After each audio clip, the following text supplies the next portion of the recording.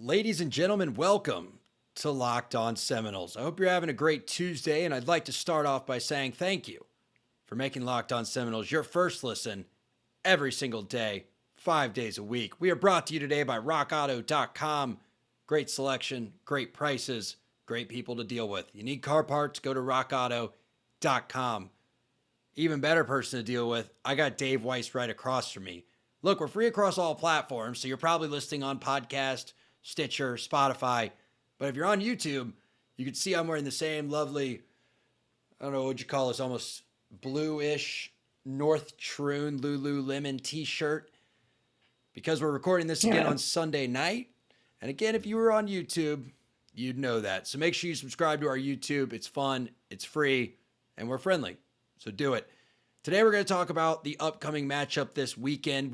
We broke down the game from last weekend on yesterday's episode. You can find that on YouTube or on Apple Pods, wherever you want to look for it. We got a lot to talk about. It's going to be all Clemson all the time, much like the top 10 has not been this year. I'm very excited for this breakdown. We hope you're very excited for this breakdown. We know Holly and Stacy are pumped for this breakdown.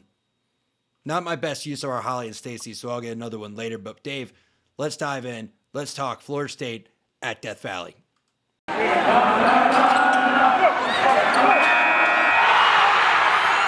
You are Locked On Seminoles, your daily podcast on the Florida State Seminoles, part of the Locked On Podcast Network. Your team every day.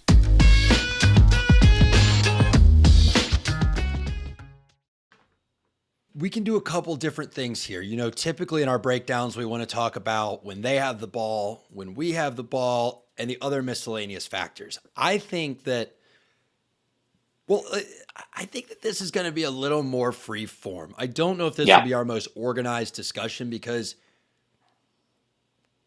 Clemson was never a rival. There was the Bowden Bowl, which was cute. Like, it was like, oh, good, his son plays football, coach too. That's awesome.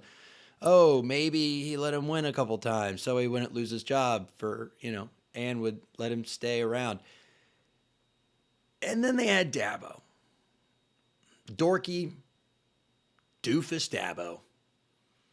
Just this aw shucks wide receiver coach, made head coach, used to sell insurance and then came back because it was his dream to be a football coach. And then they lost to West Virginia. 66 to whatever. Still are. Yeah, in fact, if you listen closely, West Virginia just scored again. And then they had this weird complex because they beat us with Clint Trickett in after EJ got hurt in 2011. And then it was like, oh yeah, maybe this is, maybe they've taken over. And then we just absolutely blitzkrieged them in 2012. They had a lead at halftime. We came back. 2013, we utterly embarrassed them. 2014, they couldn't even beat our backup when we self-suspended our starter. Yeah. And then they had a heck of a run. Mm-hmm. And in that time,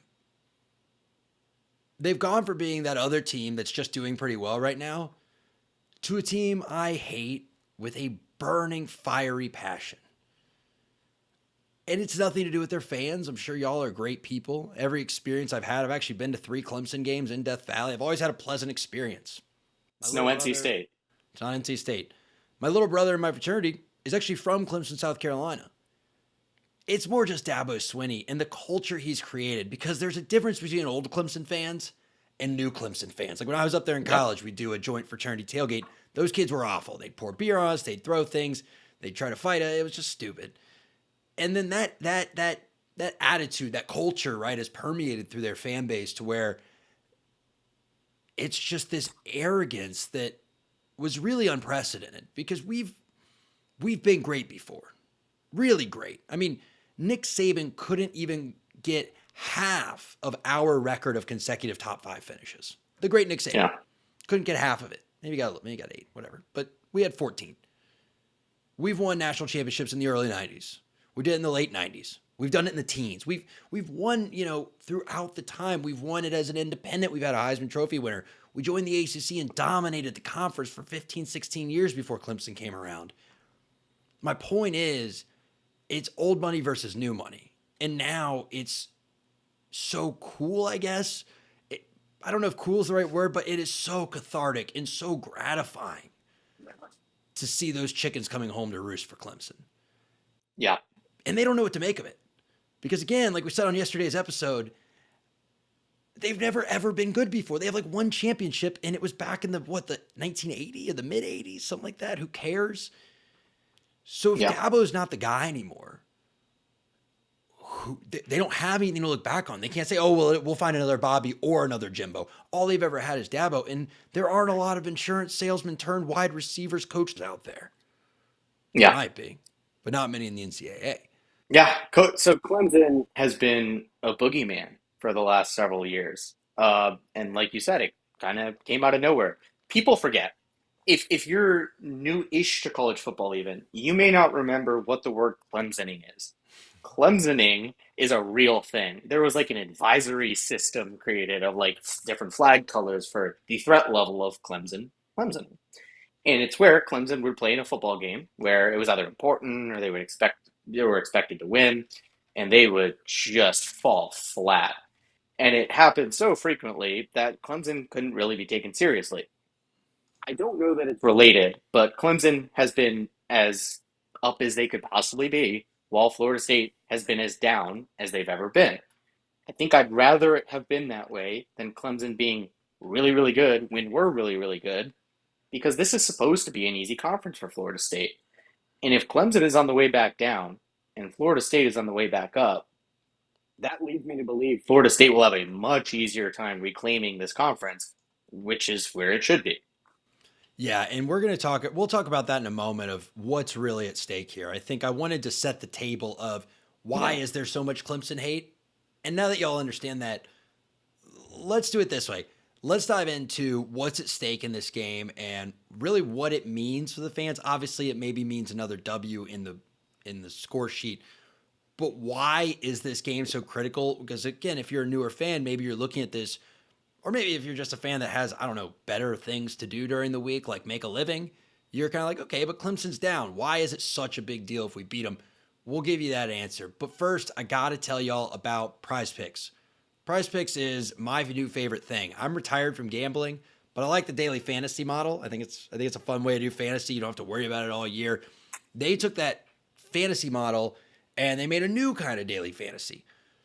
Basic way I can explain it is there's a bunch of players that have a bunch of props. Each one has a stat set for them that they're either going to go over or they're going to go under. So for this week, one of my players was Ontario Wilson. It said receiving touchdowns, 0.5. So you draft a team of 3 to 5 players. I drafted him as one of my guys. And then I say, okay, do I think he's going to go over 0.5 receiving touchdowns, which would be 1 or more? Or do I think he's going to go under, aka not have one? Well, I picked over. He dropped one off his hands at the goal line, and therefore it didn't hit. So I ended up losing that one because you can do it 2 ways on your entry. You put in $20. If let's say you draft 4 players like I did, I said all 4 are going to hit what I'm picking.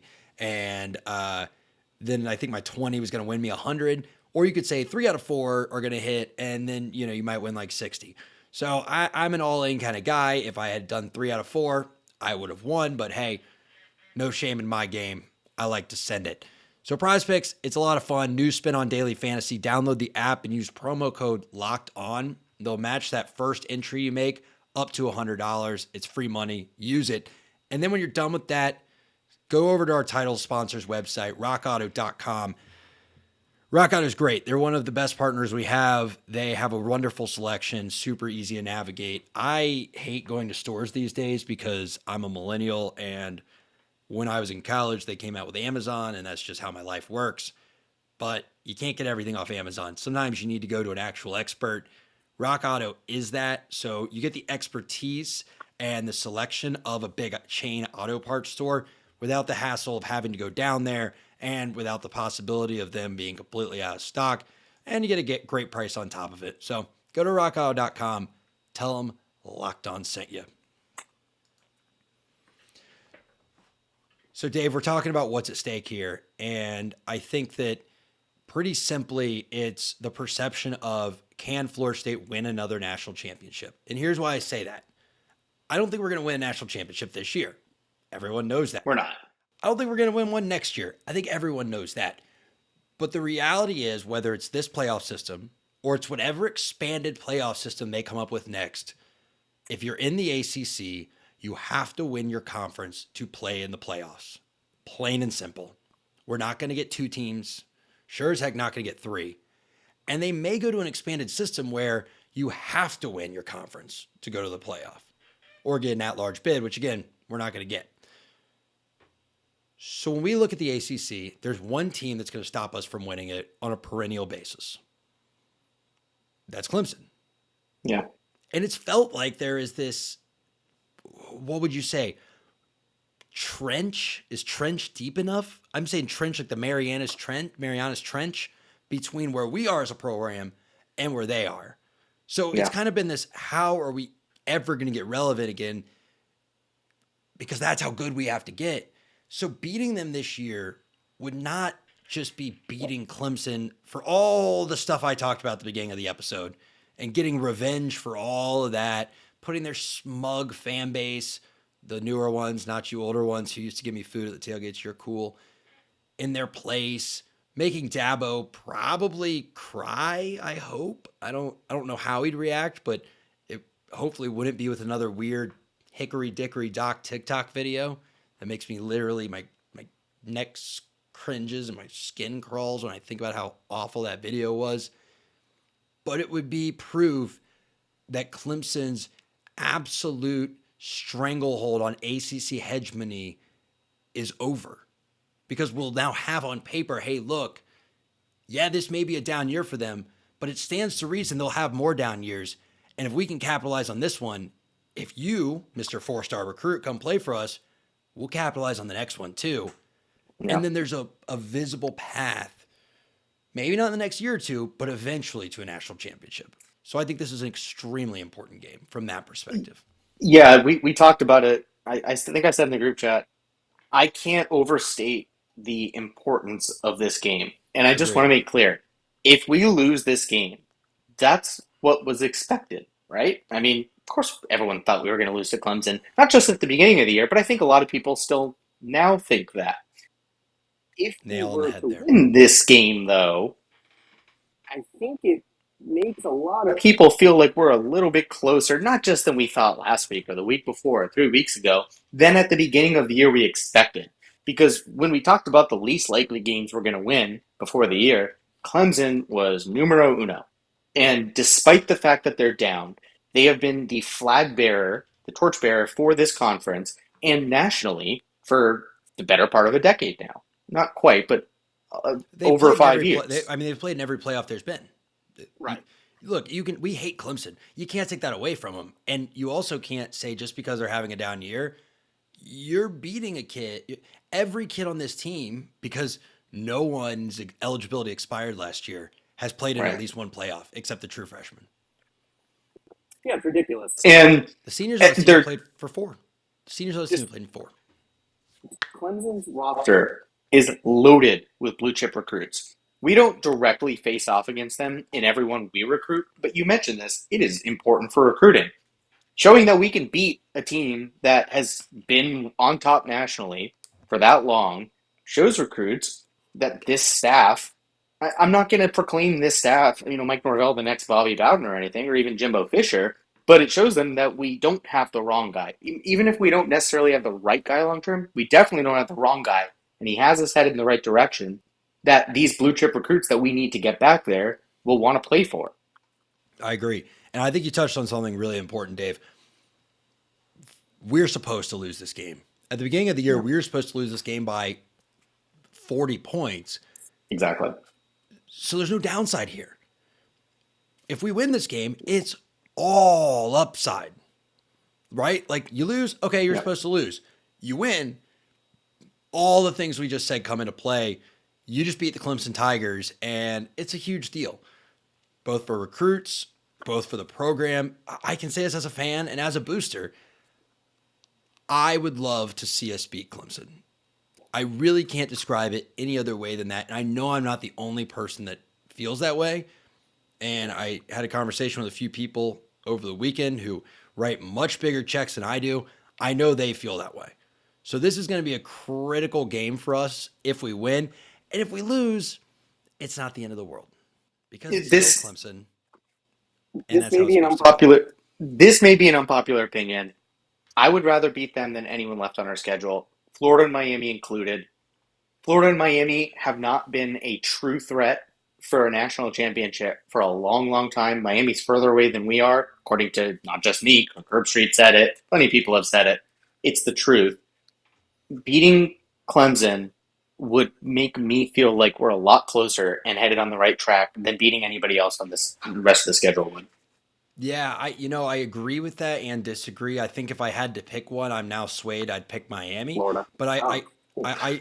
well, just because I think Drake made a good point, how we're closer to them head to head with recruits than we Yeah. are with any of the other ones. But I agree with the sentiment. I think that this really would be a big jump forward for the program. And I want to look at the actual game before we get out of here. But first, let me tell the folks about Sweat Block. Y'all know that I'm a big advocate of this. Every Sunday night, which is tonight, Sweat Block night. I'm going to take a shower. I'm going to hop out. I'm going to grab the wipes. I'm going to hit the left arm. I'm going to hit the right arm. I'm going to go to bed. I'm going to wake up in the morning. I'm going to take another shower. And then I'm going to get on my 9 or 6 hour drive, whatever it is, up to Atlanta.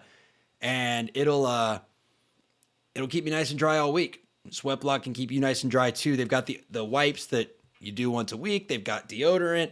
They've got some creams for the areas that you typically use baby powder for. Fellas, you know what I'm talking about.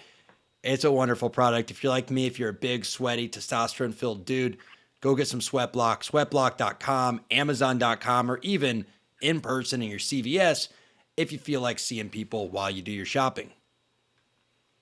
All right, so let's get down to the actual nuts and bolts of this game, and let's talk about what we think quickly, because we'll break this thing down, throughout the week. We're here 5 days a week, free across all platforms, as the people know.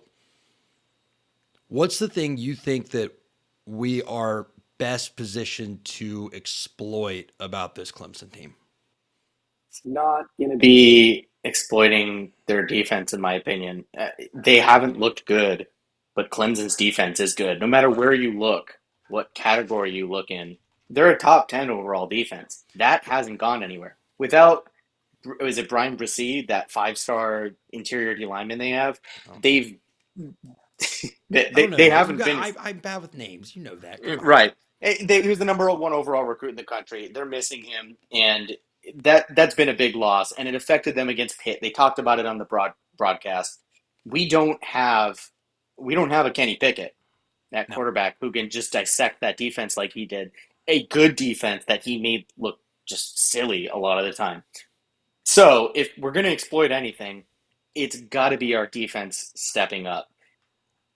DJ Uiagalelei has just been missing receivers. He's been missing reads. He hasn't been effective in doing anything besides scrambling. And he's not like any kind of really fast quarterback that would worry me. He's probably more similar to Syracuse's quarterback running the ball than anything. And he did light us up. But if we don't have to respect his arm so much, and their running game has been the exact opposite of Florida State's, if we focus on defending the pass and giving him exotic looks in the secondary with, getting some pressure on him with strange blitzes and dropping back into zone and switching up zone and man coverages and confusing him, I don't expect him to have this coming out Heisman game that's been happening to Florida State where we joke about, we're starting his Heisman campaign. I really don't see that happening. And if we can make him look just like everyone else has, we just have to score enough points to stay in it. And that shouldn't be more than in the 20s. I don't see them dropping 30 on us. Yeah, I agree. And I think that's what you'll hear across the beat, right, from the people that know what they know. This game is offensively going to be about, can we stay in it? Can Jordan Travis do enough with his legs to keep the drives alive? Can we avoid silly turnovers? Can we avoid penalties that make huge mistakes or that compound mistakes? And we've seen that we can do that this year. I mean, look, last game, besides the drop from Pokey, which would have put him at 60% with a touchdown, Jordan Travis' stats, 5 of 10. Again, I argue it should be 6 of 10. But with 5 of 10, 127 yards, that's fine. No interceptions, no touchdowns, and then another 78 yards on the ground. That's all we need from him. He does. If he has that kind of performance, you figure this time he plays all 4 quarters, so maybe he's 12 or 13 of 20, and he throws a touchdown, throws no picks, and runs for another 110 yards. And if Jay-Sean and Two-Sean as we call him, DJ Williams, Toafili, if we can really just pound them with our running backs, keep the ball on the ground, really limit their time of possession, and get, I don't know, if we can break that 4.5 to 5 yards per play mark, which is going to be tough against this defense, but we'll win this football game. If we can break 4, we can have 4.1, 4.2 yards a play, and our defense can play the game they're capable of playing. Not the one they're always going to play, because that consistency is not there yet, but play the game they're capable of playing. We can really limit this offense, because I think the thing that we can really exploit is their offensive line. Their offensive line is not good. Right. They're bad. I would venture to say almost comically bad against Pitt. They're turnstiles. We should be able to get to Uiagalelei. We should be able to sack him a few times. And you're right, Dave. He does have the ability to run similar to Garrett Schrader. The difference is Garrett Schrader's from North Carolina. He's a Southern guy. He's got that toughness to him. He likes to run the ball. DJ runs like a scared puppy. He literally looks like a dog who the front door's open for the first time. He's like, oh, should I run away? And he kind of is, he's on the front porch, not really sure if he should take off or not. I don't know. He's timid. Doesn't run well. When he does, it works, but I don't know what is wrong with him, but I think he's probably just doesn't have the confidence that you need to be a quarterback for a team like Clemson that heavily relies on a great quarterback to win football games. So I think we can exploit that. X. He was benched. For We're not play, even sure. What they do? We- A play, and then the No, other it was guy, it was the a other guy series. terrible. No, I know he threw but the other guy comes out and goes like 2 for 7, and it's like, oh, okay, well, we tried the next guy, and that didn't work either. So I don't know what the answer is, but I think we can exploit that offensive line. I think to your point, if the offense does just enough against what is a very good defense, so that way our defense can limit their points, we could win a close one here in Death Valley. But again, guys, as long as we're competitive in this game, I'm going to be happy. So please don't, on this Tuesday morning when you pull into work and you turn this off, go, Max and Dave said we're going to beat Clemson. We're saying it's possible. We're saying 5 months ago, no one thought there was any probability, really any possibility, that we could beat Clemson. And now it's something that realistically could happen. And I think that's really exciting. So we'll probably do some more in-depth previews later in the week. I'm on the road all week, so I will try to pop back on when I can. You may have a lot of Dave and a lot of Drake. Again, make sure you check out YouTube on your podcast app. Hit us with that 5-star review. Thank you for listening. I don't know if I've done a genuine thank you this week, but I appreciate it. It's so much fun after Florida State absolutely bombshells the Fighting Walt Bells and has a chance to be competitive with a Clemson team when we haven't been competitive with Clemson in 4 or 5 years, maybe 6 years at this point, that we have a platform to come and talk about it. And we only have this because you all keep listening. So thank you for tuning in. I'm Max. That was Dave. And this was Locked On Seminoles. Screw you, Dabo.